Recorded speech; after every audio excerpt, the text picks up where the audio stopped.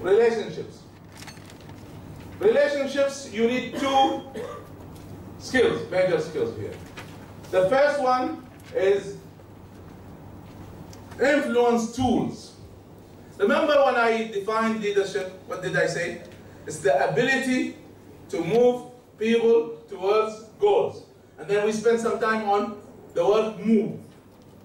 To move people, you need the influence tools. And I mentioned 5 tools. At-Tareq, luring people, At-Tarheeb, threatening people, public speaking, and persuasion, and role model. So you need to be trained on that. So write down, if you didn't take any course on public speaking, you should. If you didn't take any course on persuasion, you should. So these are the major 2 skills that you need to add to your training. Another major thing is leading teams. And we did that, huh? Remember yesterday? When we did the committees and then I gave you the criteria for leading teams. So I gave you the short version. But again, you need full training on team management or team leadership. So write this down if you haven't taken it.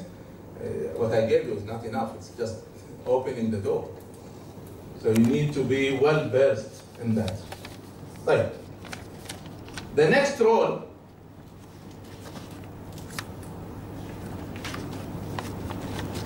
I have terms here, but okay. You need 2 major skills to do the intervention powerfully and correctly. Write down, please, in your training planning, you need to learn decision making. So I gave you a taste of decision making, remember in the matrix? So we were not playing. We were taking the major tools of leadership. So you know now how to do the matrix, inshallah, but you need to be trained more on it and on the other methods of decision making. So you need a full course on decision making. Another major course is power and influence. Power and influence. And of course there are books on this. If you want to write some books in your references, there are certain books that are the classics, say, or the major books in power and influence. The major one, the major book, is the 48 Laws of Power. The 48 Laws of Power by Green. Green is the master of this science. So he wrote several books. Another book that he wrote is Seduction. Seduction. Another later book that he wrote is the 33 Strategies of War. The 33 Strategies of War. So these are all by Green. Another classic major book is The Art of War by Sun Tzu. Sun Tzu, 500 BC, before Christ. 500 years before Christ. Chinese wrote the book called The Art of War. He wrote it for generals on how to choose your ground, how to deal with your enemies, and how to deal with your friends, and how to deceive others. So it became the classic on power and influence. This book, The Art of War, translated into I think, more than 70 languages, but there are books that came from that. Among the more important books is The Art of War for Women. I don't think they need it, but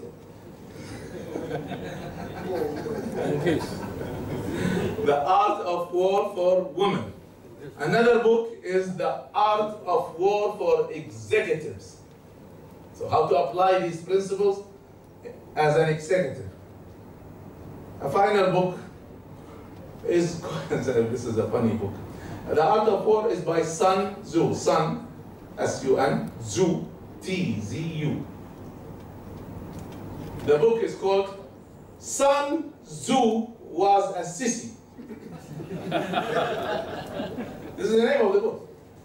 Sun Tzu was a sissy. Meaning that if you think that you are learning how to deceive people by using Sun Tzu's method, remember, he's a sissy. He doesn't know how to do it. I'll teach you how to do it. So, some of the brothers, when they read some of these books, they vomited several times. Wallah, ugly, really ugly ethics. So you can use it in a very ugly way, or you can change it. So my advice is never to teach power and influence unless you teach it side by side with ethical leadership. And that's what I do. I never teach it alone. I teach it with ethical leadership. And then after years of studying this, there are no tests, there are no assessments on power and influence. So I decided to fill this gap, and alhamdulillah, done. Now, right now it's in the print. So I wrote a system of training on power and influence. It has 5 components. The first component, and each is separate, but they are all in one package. The first component is the principles of power and influence. I wrote it as a book and as an assessment, assessing your understanding of the principles of power and influence. The second assessment is negotiation techniques. The whole science of negotiation is under power and influence. So please write in your manual of training, you need a full course on negotiation. So you need power and influence, but again, because negotiation is a huge science by itself, it's not enough to study it under power and influence, you need to study it alone. The third assessment that I written is dirty methods and how to face them. There are certain dirty methods that are used in the business world and common. For example, stealing your idea, putting their name on it. What would you do? So I did this as an assessment. So cases, and I will assess how your reaction. By the way, most people will perform lousy on this. They don't know how to react to such situations. Yes? The Arabs of the oldest time, they used a lot of balagha. Now, To defeat their enemies. yes. So, how's that being used? No, see, balagha and so on are very soft methods. Wallah, we're talking dirty methods here. Really dirty. So I've written that. The fourth assessment is, what do you do when you fail? You made a mistake. What do you do? Do you cover it? Do you admit it? What do you do? If they insisted on discussing it in front of everyone, what would you do? So again, I test you and then I give you the right answer. And the final assessment under power and influence, how to manage your boss. How to manage your boss. And there is a book by this name. But I've done research on this and I've written more details on that. So, this package is the only package or the only system that covers power and influence as a training system, not as a book. So again, Azman, you take care of translation. You have a good reference for decision making? Decision making, there are many books on decision making. My advice is to take a book called Introduction to Decision Making, because it will cover the theories, it will cover the methods, and it's simple. So Introduction to Decision Making. But better than that is to take a training course on decision making. Who is the author? I forgot all that. I have a huge problem with remembering names. Okay, let's see. Does it work? Doesn't. No. Right. On empowerment, you need two major skills on empowerment. The first major skill is listening skills. You cannot empower if you don't listen. Because while listening, if you listen correctly, you profile people, you understand their emotions, and you get their ideas, so you think with more than one brain, etc. So I found out that most people don't know how to listen. They don't know how to listen. So let's give an example. You come to talk to me with a complaint. I listen. I nod my head, concentrate, focus on your words, thinking about it, never interrupting you. Is that good listening? Yes? No? This is a bad listening. Don't do that. This is the bad way of listening. So you listen with your eyes and your ears. Because body language gives you a lot of information. So if you don't know body language, then you don't know listening. So you need a course on listening and a minor course on body language. I have done an assessment on listening, 25 questions, or 25 cases like this one. And I test you. What's your response? Most people unfortunately fail. They don't know how to listen. So yes, you can interrupt, and it is good listening. But there are how to interrupt and why you interrupt. So I don't have the time to go into listening. Oh, I have a very interesting exercise. But, can you wait until 6? 7. Anybody have a problem waiting until 6? Right? Okay. Then I'll do some exercises. The other skill is delegation. So you need to take a course on delegation. There is a system for delegation. Delegation is not passing work to others. That is not delegation. Delegation is passing work to the right person, in the right atmosphere, by the right method, which unfortunately most people don't know. So, brothers and sisters, this is the curriculum for training leaders. This is the summary. But that is only part of it, because you have to add to it Sharia training, spiritual training, etc. So we covered only the technical side, let's call it, of leadership training.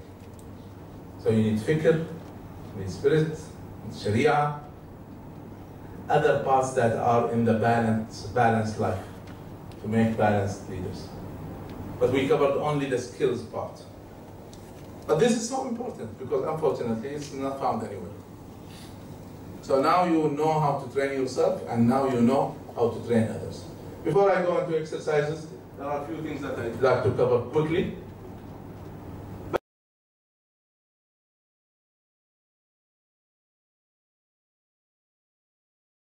Back to our model, we finished the discovery, we finished the tarbiyah, we finished the general training, which is the major part here.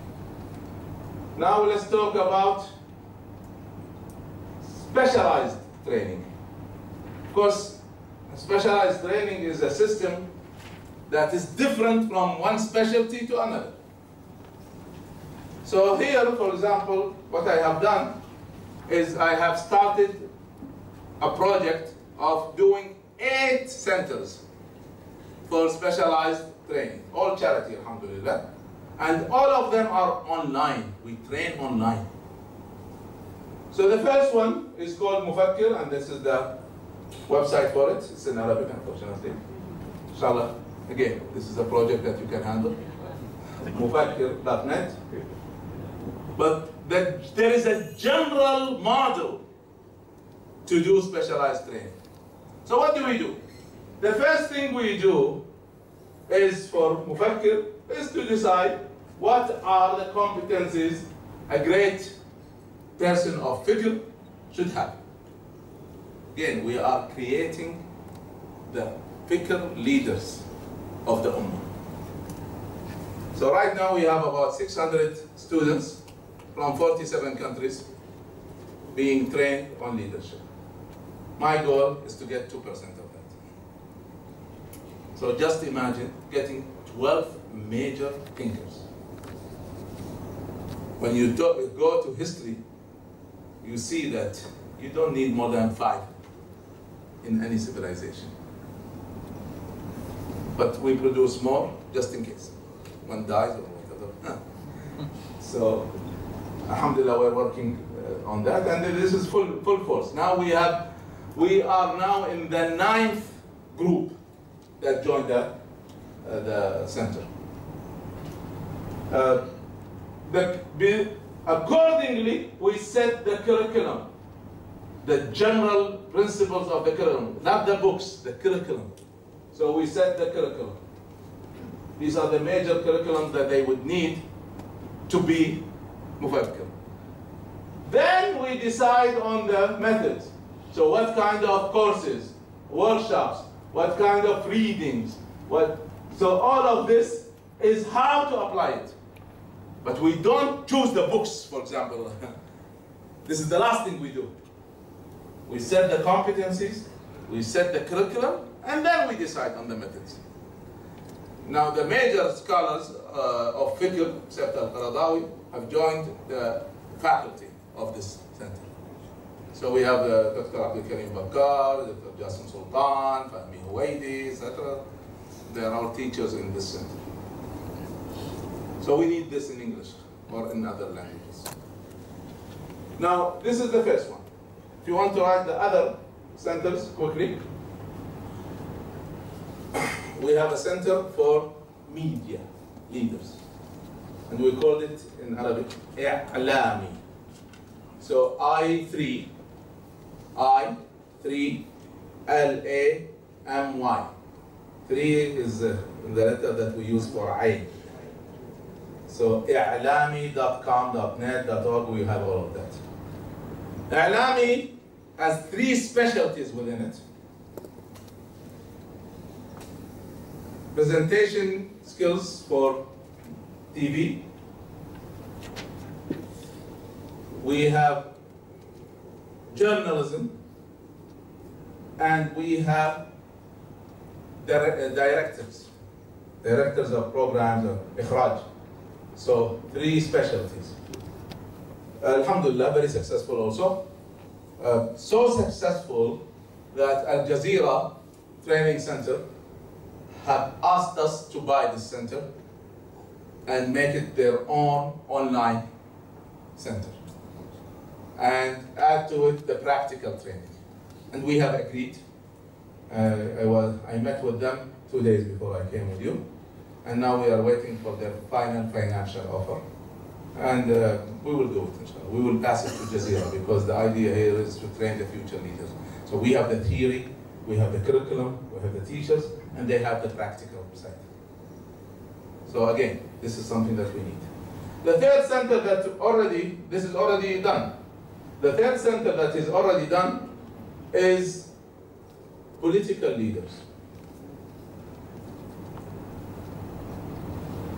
And it is called in Arabic, Ma'hadul I'dad al-Siyasi, Center for Political Training. It's the only one of its kind. It combines political training with ethical training, which is our biggest problem, huh? Politicians without ethics. I forgot the website, but again, if you search for it, Ma'hadul I'dad al-Siyasi, you will find it immediately. And alhamdulillah, it's running. And all of these centers, although they are non-profit, but there's a charge to be trained. And the idea here is to cover the cost. Ma'had al-I'dad al-Siyasi covered its cost in the first year. So now it's profitable here. And so we take the profit and we start other centers. So these three have already started, alhamdulillah. We need to do it in Malay or in English, but it is easier now because you have the system. The other centers that we are doing, inshallah, very soon, maybe within 2 months, is the center called Rumuz, R-O-M-O-O-Z, ROMOOZ.com.net, etc. And this is the training of the stars. So you take somebody who's successful as a thinker, but they don't have the skills to be the stars. What are these skills? You need to know how to present on TV. You need to know how to write books. So we teach them authoring. You need to have the skills to write articles, to be on radio. Of course, definitely you need the skill to have your life plan, etc. So this is already done, alhamdulillah. Waiting for a few technical things, and inshallah within 2 months it will be online. The fifth center is called Mustafmir, investor. And again, everything is online. So we will teach the leaders of investment.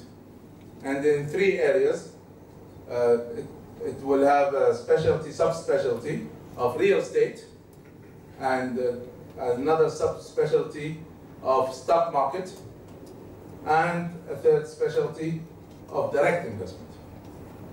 So this will need about 6 to 9 months. This is under preparation. Next one is Murabbi. Instead of depending on our Naqib to do the training, and they can do it right or wrong, or teach them fiqh, or teach them aqidah, or teach them politics, whatever, in a wrong way. No, we use Murabbi. And we get the highest level of trainers to do tarbiyah, and to do aqidah, to do fiqh. So the usra will be on behavior, but not on education. Right. Next one is a center for muallim, teachers. How to have outstanding teachers and outstanding managers of educational centers, schools, colleges, etc. And the last one is called Markaz Qa'id. How to do all of this online. Leadership training online. So, alhamdulillah, ambitious, very difficult, because the most difficult part, by the way, is getting the funds. You go to the merchants, you tell them, I want to start a masjid or a well in Africa, you get the money immediately. You tell them, I want to prepare the future leaders of the Ummah. Why? Is there politics involved?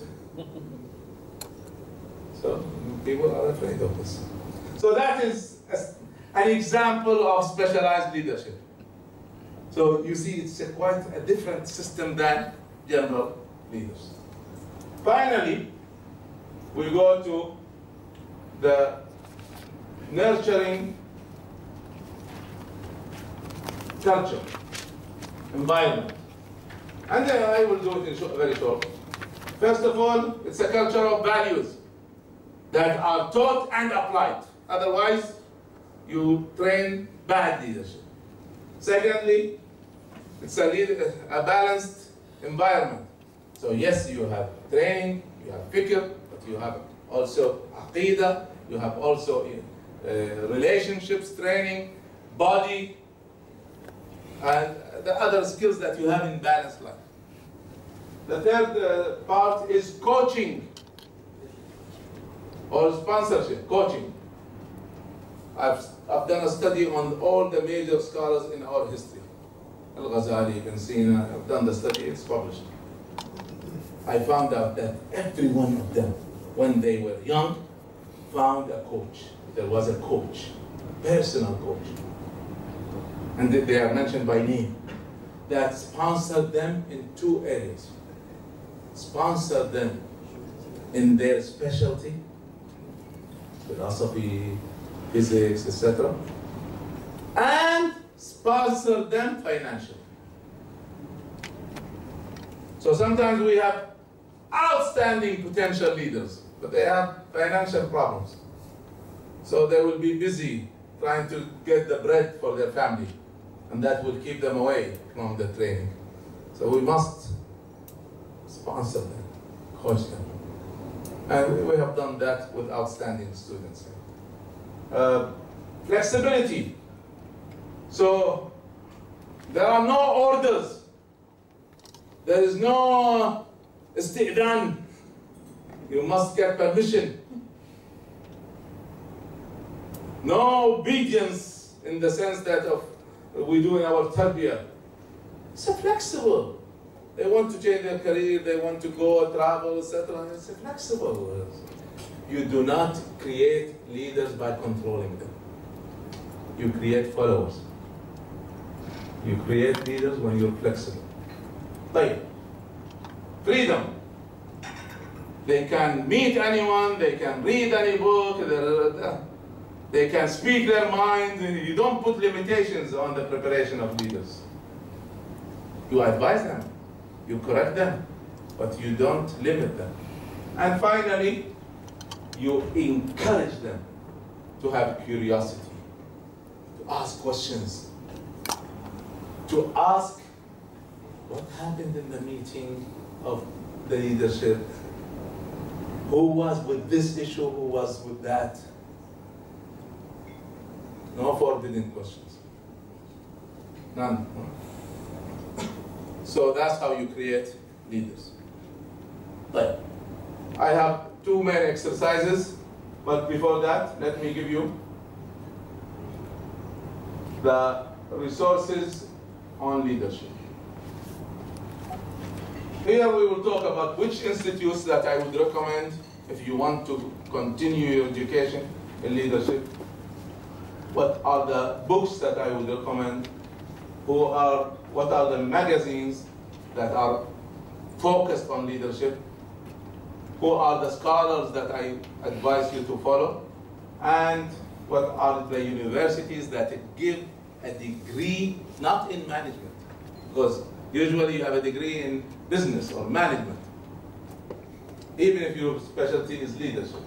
These are universities that will give you a degree in leadership. Okay.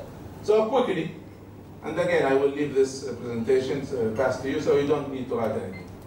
Quickly, the centers are Center for Creative Leadership. If you notice, this is their website, and this is their electronic website. Huh? So if you want to go and see their website, this is the website. Right. So the first one is Center for Creative Leadership. The other center is Gallup Leadership Institute. And the third one is Institute of Leadership and Management. The fourth one is Center for Leadership Excellence.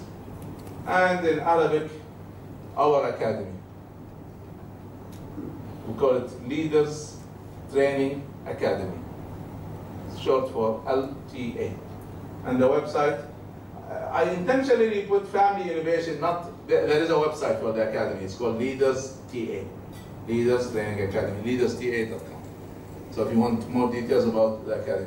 But I intentionally put Family Innovation run by Hutaina, my wife, because they have also the reference for the nurseries that prepare leaders. And the girls' camp of leadership. We have a camp just for girls, etc. So they have many activities that are for leadership. So the whole LTA is part of their work. But quickly, there are thousands, literally, of books. But if I have to choose 5, this is the first one. The Leadership Challenge, done by Gallup, by Causes and Poster. Before I continue, let me pass the last assessment for you. Quickly, please help us. Yalla. Take this section. Somebody take this section and give them the last section. Yeah. Take it and pass it to the one behind you. Quickly, quickly, quickly.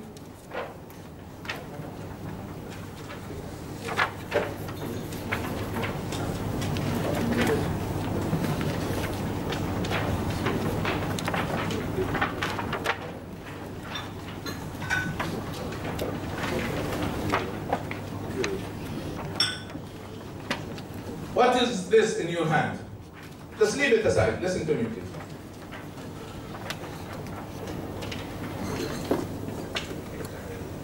Causes and Posner made an assessment. The assessment is called LPI, Leadership Practices Inventory. So if you want to take the test in English online, you search for Leadership Practices Inventory, LPI. 1.5 million people took that test.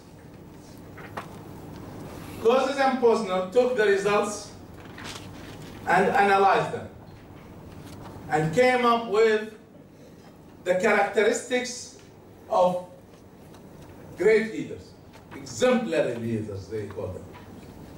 So they came with 30 characteristics of exemplary leaders. And then they divided these into 5 criteria. And then wrote the book, Leadership Challenge, which explains the results. And then they found that credibility was the #1 characteristic, so they wrote the other book, and that is called Credibility. I think you wrote this in your references already. And then they wrote 4 other books, explaining the details of this great research, 27 years, 1.7 million people. And then they wrote 2 big manuals for trainers on their system. Each manual is 500 pages, and to buy it is $1,200, just that book, each. And then they did 6 videos to explain their system. The small booklet in your hand is the summary of the 6 books, the 2 training manuals, and the 6 videos. It took us 4 years to write this. So it's really, really valuable. Huh? We will not do it now. It's very simple, very straightforward. You answer healthy questions. It analyzes you. What do you have and what are you missing in the characteristics of great leaders? And then the real addition that we did, which Causes and Posner doesn't have, is that we have made 15 schedules depending on your results. So if you are weak in this, what should you do? If you are excellent in this, what should you do? So these forms at the end, you can't find them anywhere else. Even Causes and Posner doesn't have them. So this is the extract of all of this work. This test that is in between your hands is the highest assessment in precision in the world. 97.4% reliability. So take it, do it, analyze yourself, use it to analyze others. What does it teach? What does it give you? It gives you the characteristics, the traits, but it does not tell you which team, which job, which it doesn't work that way. So DISC is better for profiling people for jobs, for example. This is better in actual training of great leaders. So if you want, what are the characteristics of great leaders? You have them in this test. 30. And then again, it's very scientific. So it is not a sheikh saying this is the characteristics of great leaders. This is a full study. So this is my first book that I would recommend. Another book is my book, unfortunately it's not translated yet. Sana'atul Qa'id. In Sana'atul Qa'id, the making of leaders, there is a full chapter of woman leadership. And there's another full chapter of children leaders, how to train children to be leaders. And these two sections are not found in any other Islamic book. They are found in some American books, but not Islamic. Right. Next is the 9 natural laws of leadership. Blank did something very unique. Almost all books of leadership, they take the road of what are the characteristics of great leaders, and then how do we train on it. Except Blank. He said, I don't care what your characteristics are. What I care about, do you know the laws of leadership? And there are 9 major laws of leadership. Do you know them? And do you know how to apply them? If you do, then you are a leader. If you don't know them, or don't know how to apply them, I don't care if you have the 30 characteristics, you're not a leader. It's quite a different approach. Very powerful and very insightful. So I recommend this strongly. But the 4th book is Great Leadership, and that is a classic on leadership that's still valuable. And the last book that I would advise is on Becoming a Leader. One of the best books on leadership. On Becoming a Leader by Warren Bennis. So these are the 5 books that I would recommend. Now let's go to magazines. Magazines that are specialized or mostly specialized on leadership. And the first one that you should follow if you are interested in leadership is the HBR, Harvard Business Review. The second one is Edge. Edge. And the third magazine that I would recommend is Excellence Leadership Magazine. So these are the 3 magazines that I would recommend. Let's go to scholars. Warren Bennis. If there is an authority on leadership, it is Warren Bennis. As much as Peter Drucker is the authority in management, Warren Bennis is the #1 scholar on leadership. So any book for Bennis, you should read. Really, all of his books are just outstanding. But the second one I would recommend is, of course, Cousins and Posner, who wrote The Leadership Challenge. So any articles, any books by Cousins and Posner are valuable. Cousins is the one on the left, Posner is the one on the right. John Adair have written the classics of leadership. 50 books on leadership. One of his last books is The Leadership of Muhammad. And he did something really amazing. He spent 3 years with the Bedouins in Jordan. Bedouins in Jordan. And he says that I have seen ethics and behaviors that I did not imagine that humans have. So generous, so passionate, so merciful. And every time I researched why, I was led to Muhammad. So what he did is he wrote a very short book summarizing the seerah. Very good summary of the seerah. Correct summary of the seerah. And the leadership lessons from the seerah. Something that we should have done. Huh? But that's one of his books that I would recommend strongly. It's available in several languages. Right. Stephen Covey, of course, have written on personal development a lot, but there is one book mainly on leadership, and that is Principle-Centered Leadership. That is a great book on leadership. And Peter Senge, of course, the head of business of management in MIT, and he is the one who wrote The Fifth Discipline, one of his classics, a major book on the learning organization. He is the author of the theory, the learning organization. Still alive. I don't know if he died yesterday. Universities that give degrees on leadership. Of course, Harvard Business School and Jepson School of Leadership and Kellogg National Leadership. So these are universities that give degrees on leadership. Now, before I finish, I'd like to make a small exercise that is different. So I need 3 volunteers to come here. Help. Anything. Brothers and sisters.